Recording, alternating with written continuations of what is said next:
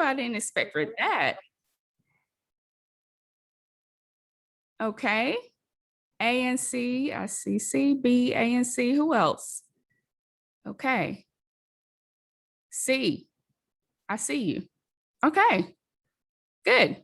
If you answered A, this is what I want to know from you today.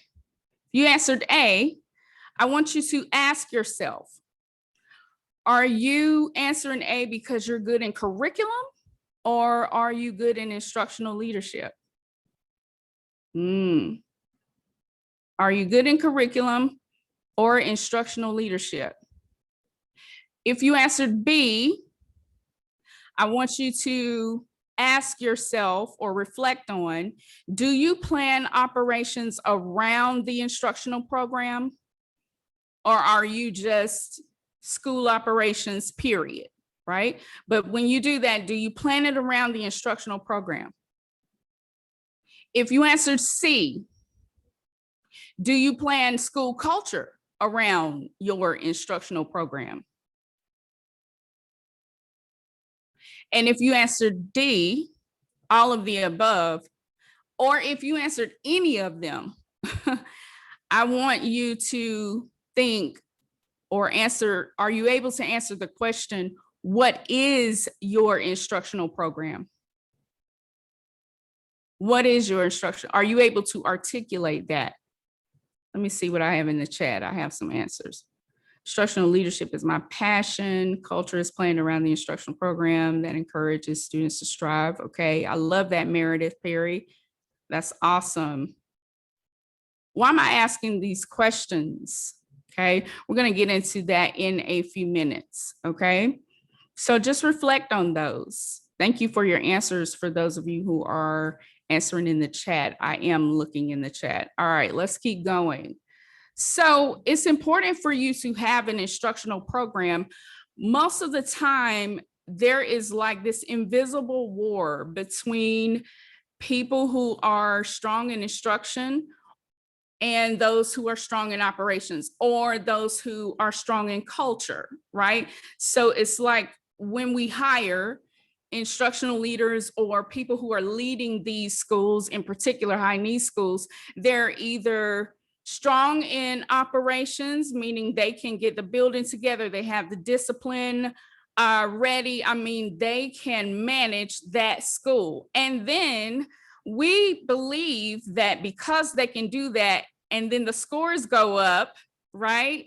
That this is what we need. However, if you continue to monitor those scores, you'll see that they begin to plateau because increasing instructional seat time is associated with getting your operations together, right? So you're going to increase the student seat time when you get the discipline under control, right?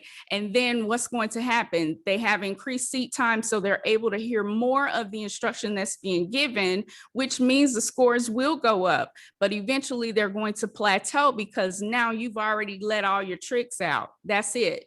You're strong in operations, okay?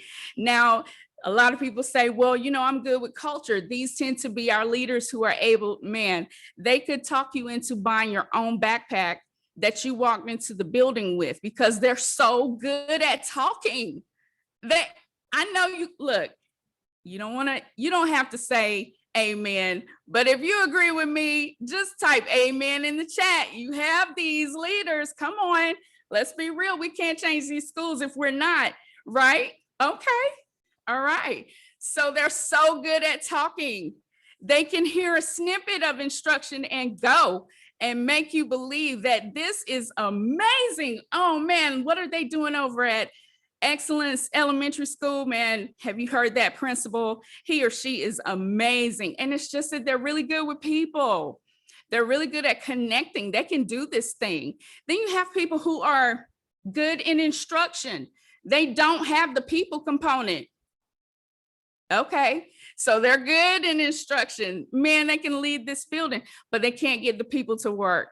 So it just doesn't work, right? So that's why I asked, are you good in curriculum or instructional leadership? Because if you're good in curriculum, we can all read.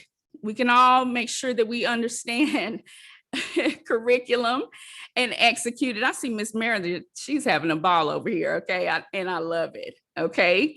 We can all read curriculum and understand it, right? But to be able to execute it makes a difference between a person who's good in curriculum and a person who is an instructional leader, right? Okay, so that's why I asked, are you able to articulate your instructional program? It requires so many moving pieces, but here is what it looks like most of the time, especially in high needs schools. It looks like this. There's stuff going on, but nothing it's not cohesive. It's not together. We're doing PLCs, nobody knows why. We're doing data meetings, nobody knows why. We have 3 million resources in our building. We have no idea why we have those. Somebody just felt like this is what we needed. You have after school tutorials, nobody comes. Why? Because you have culture over here that's off. There's no program that you built to help guide the people who are in your building. You have school operations, but when you have a professional, an in-service for your teachers, you still don't have subs because your operations person is not connected with your instructional program. So you have things that are so disjointed, nothing is working here, okay? Nothing.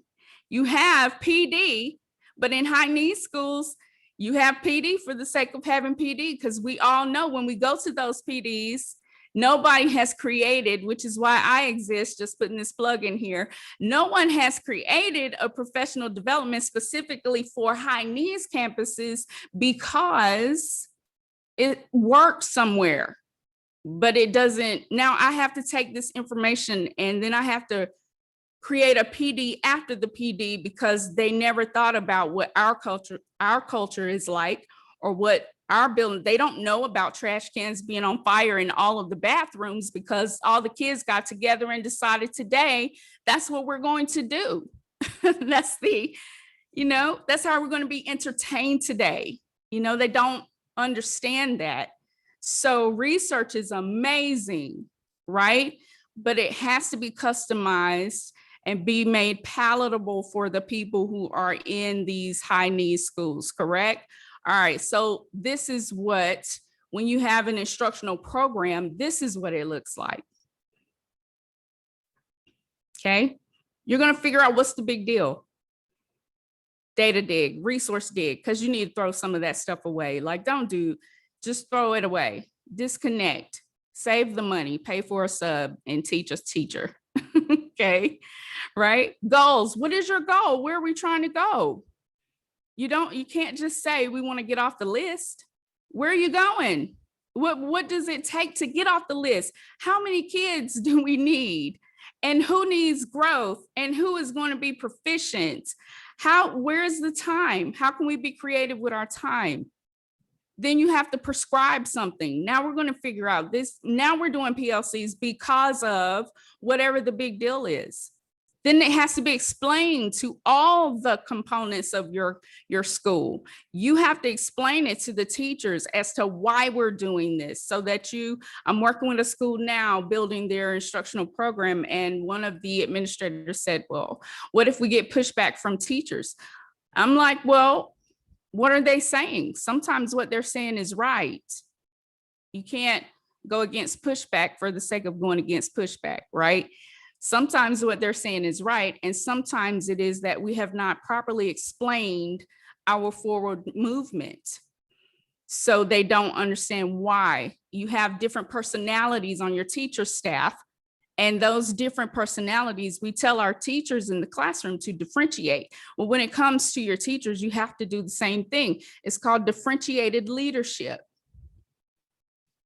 Every teacher, they don't need every part of you. There's some part of you they need. So you have to ask, so you can figure out what part of you do they need in order to grow.